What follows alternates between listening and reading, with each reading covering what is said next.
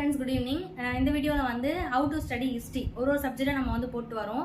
ஏற்கனவே வந்து பாலிட்டியும் INM Indian national மூவ்மெண்ட்டும் வந்து நம்ம வீடியோஸ் அப்லோட் ஆயிருக்கு. பார்க்காதவங்க இருக்கும் போய் பார்த்துக்கோங்க. இன்னைக்கு வந்து எந்த சப்ஜெக்ட்னா history, how to study history அப்படின்னு இன்னைக்கு வந்து பார்க்கலாம். ஹிஸ்ட்ரியிலேருந்து எப்பயுமே ஒரு 10 கொஷின்ஸ்க்கு மேலே கேட்பாங்க. டெல்லி சுல்தான்ஸ் முகலாயர்கள்லேருந்து நம்ம 1857 ரிவோல்ட்டுக்கு முன்னாடி வரைக்கும் இருக்கிற எல்லாமே வந்து ஹிஸ்ட்ரியில் வரும். யூனிட் 8லேயே வந்து ஹிஸ்ட்ரி வரும். நம்ம ஹிஸ்ட்ரி அண்ட் கல்ச்சர் ஆஃப் இந்தியாலையும் நம்ம ஹிஸ்ட்ரி வந்து இருக்கும். ரொம்ப ஈஸியாக இருக்கும் படிக்கிறதுக்கு.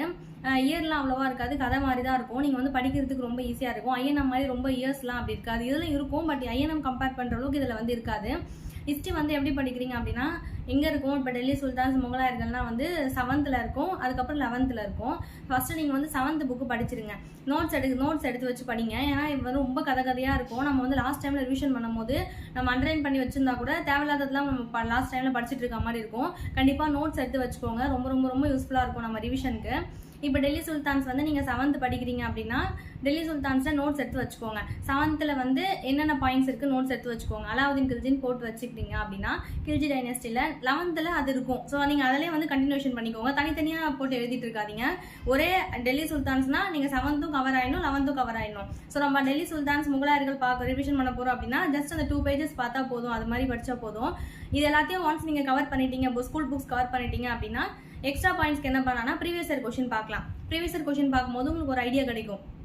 அவங்க வந்து எப்படி கேட்குறாங்க, யாரை பற்றி அதிகமாக கேட்குறாங்க அப்படின்னு தெரியும். பாபர் பற்றி அதிகமாக கொஷின்ஸ் வரும், அக்பர் பற்றி வரும். ஸோ அதெல்லாம் நம்ம இம்பார்ட்டன்ட் கொடுத்து நம்ம ரிவிஷன் பண்ணும்போது அந்த அக்பர் பிறந்த வருஷம், பாபர் பிறந்த வருஷம் அப்படிலாம் நம்ம ப்ரீவியஸ் இயரில் பார்க்கும்போது நமக்கு ஒரு ஐடியா கிடைக்கும்.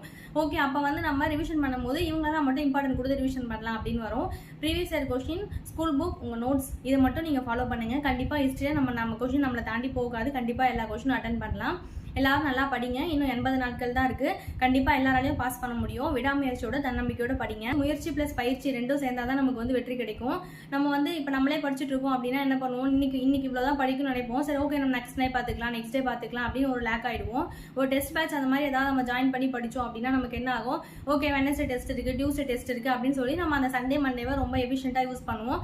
இதனால தான் டெஸ்ட் பேட்ச் போடணும். டெஸ்ட் பேட்ச் போடும்போது அந்த டைம் கீப் அப் பண்ண முடியும். நம்ம எப்படி கொஸ்டின்ஸ் கேட்கறாங்க அப்படின்னு தெரியும். நமக்கு ஒரு ஐடியா கிடைக்கும். கண்டிப்பா ஏதாவது ஒரு டெஸ்ட் பேட்ச் போட்டு ஃபாலோ பண்ணுங்க. நம்ம சேனல்ல நம்ம டெஸ்ட் பேட்ச் வந்து கண்டக்ட் பண்றோம்.